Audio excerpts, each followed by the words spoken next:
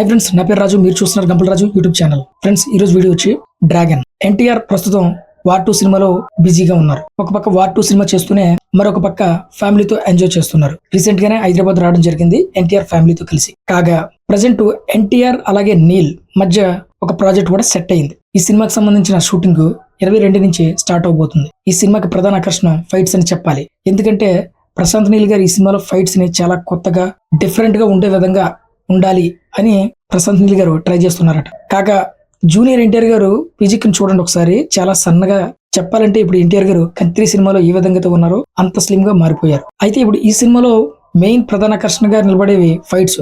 ఎంతలా ఉండాలంటే ఈ ఫైట్స్ గురించి దాదాపు ఒక డికెడ్ మాట్లాడుకోవాలి అనేంతగా ట్రై చేస్తున్నారట. అయితే ఇప్పుడు ఎన్టీఆర్ బాడీ చూస్తే చాలా సన్నగా బక్కపల్చని ఎన్టీఆర్ గా మారిపోయాడు. మరి ఈ సినిమాలో మెయిన్ ఆకర్షణ ఫైట్స్ మరి ఎలా సెట్ అవుద్ది అనేదే ఇప్పుడు $1 మిలియన్ ప్రశ్న.